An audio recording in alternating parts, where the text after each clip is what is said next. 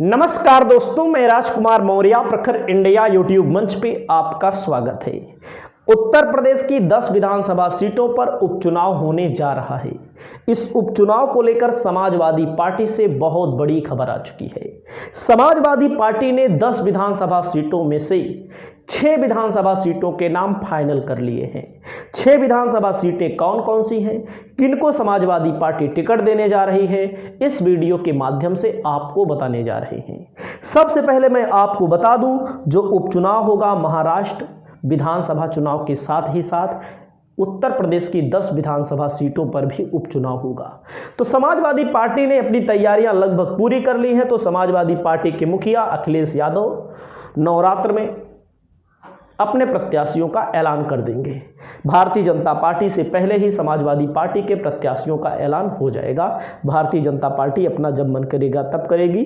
तो सबसे पहले दोस्तों मैं बात करने वाला हूं अवधेश प्रसाद को लेकर के।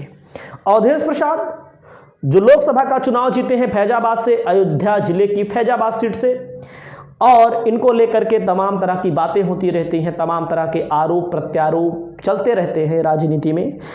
और मिल्कीपुर की जो सीट है जहां से विधायक थे, उस सीट पर अखिलेश यादव सबसे पहले इनके बेटे को टिकट घोषित करने जा रहे हैं। यानी कि मिल्कीपुर से समाजवादी पार्टी की शुरुआत होगी। वैसे टिकट फाइनल है, आप सब जानते हैं टिकट फाइनल है, और जीत हार का मामला जो होगा वो आगे देखा जाएगा, लेकिन फाइनल है। समाजवादी पार्टी के पक्ष में बहुत सारी चीज़ें भी हो चुकी हैं, क्योंकि जिन मोहित खान पर आरोप लगा, डीएनए टेस्ट हुआ, वहाँ पर निर्दोष डीएनए टेस्ट के मुताबिक साबित हुए हैं। जो डीएनए टेस्ट आती है उसमें निगेटिव साबित हुए हैं। तो अब इनके बेटे पर एफआईआर वगैरह की गई है, मारपीट को लेकर के, अपहरण को लेकर के तमाम चीज़ें हैं। ये चीज़ें चलती रहती हैं। तो इनके बेटे का टिकट फाइनल है, और लगभग आप समझ लीजिएगा, थोड़ा से जानकारी के लिए आपको बता दें, फैजाबाद लोकसभा सीट में अयोध्या विधानसभा आती है, रुदौली आती है, मिल्कीपुर में बीजेपी को जो वोट मिला था 87,879 वोट मिला था। समाजवादी पार्टी को 95,612 वोट मिला था। आपके सामने पूरा डाटा है। तो समाजवादी पार्टी जो है यहाँ पर बहुत ही मजबूत है, अभी भी मजबूत है, पहले भी मजबूत रही है। इसके पहले जब चुनाव हुआ है तब मजबूत रही है, कभी यहाँ कमज़ोर नहीं रही है समाजवादी पार्टी। अब अखिलेश यादव की जो सीट है, आप सब जानते हैं, अखिलेश यादव विधायक थे, करहल से विधायक थे, बम्पर वोटों से चुनाव जीता था। यहाँ पर इनके परिवार से ही तेज प्रताप यादव का टिकट फाइनल है। तेज प्रताप यादव लालू यादव के दामाद हैं और अखिलेश यादव के भतीजे हैं। जब मुलायम सिंह यादव 2014 में 2 सीटों से चुनाव लड़े थे, आजमगढ़ से लड़े थे और मैनपुरी से लड़े थे, तो दोनों से जीत गए थे। तो मैनपुरी वाली जब सीट खाली कर दिए थे तो वहाँ पर उपचुनाव हुआ था। तेज प्रताप यादव उपचुनाव जीतकर सांसद बन गए थे। तो आप समझ सकते हैं, ये तो यादव परिवार से और लालू यादव के दामाद हैं। आप सबको पता है, मैंने आपको बताया है, वैसे भी आप सब जानते हैं। लालू यादव यहाँ पर हैं, मुलायम सिंह यादव जो अब इस दुनिया में नहीं हैं, लेकिन जिनके काम की चर्चा होती रहती है। वहीं पर दोस्तों अगली सीट है सीसामऊ, इरफान सोलंकी हैं। इरफान सोलंकी को लेकर के तमाम तरह की बातें हो रही हैं, और इनके ऊपर मुकदमा था, और इनके ऊपर मुकदमे को लेकर के एक खबर ये भी आई है कि हाई कोर्ट से इनको जमानत भी मिल सकती है, मंजूरी मिल गई है, ऐसा कुछ है। उसके लिए अलग से वीडियो बनाएंगे।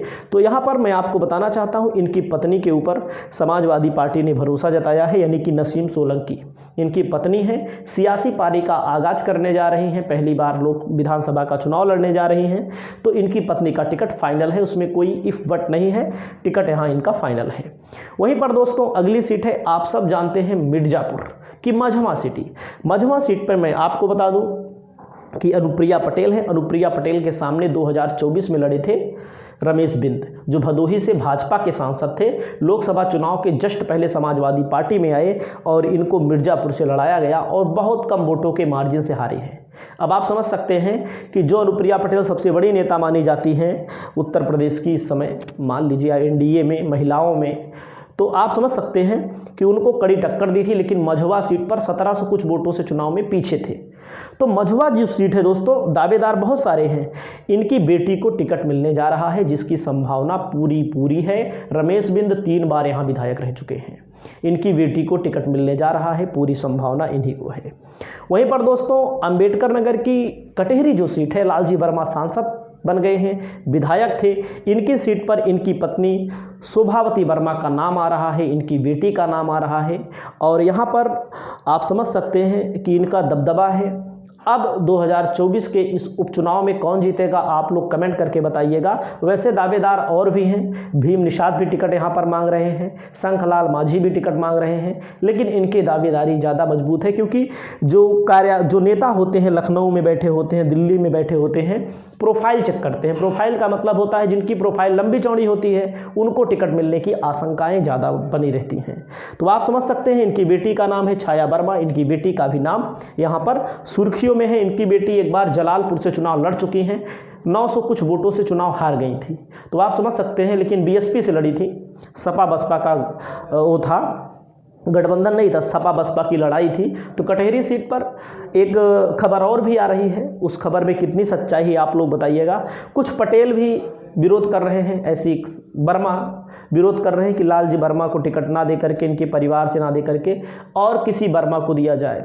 यादव विरोध कर रहे हैं, मुसलमान विरोध कर रहे हैं, ऐसी भी खबरें आ रही हैं। इसके बारे में आप लोग जो जानिएगा, जो आपकी राय होगी आप अपनी राय दीजिएगा। हमारी कोई राय नहीं है और हमारी एक राय हमेशा से रहती है कि जिनके घर में विधायक बना हो, जिनके घर में सांसद बना हो, उनके बेटी या बेटों को, उनके परिवार को टिकट अगर कोई पार्टी देती है तो कहीं ना कहीं उस पार्टी के ऊपर प्रश्न उठता है।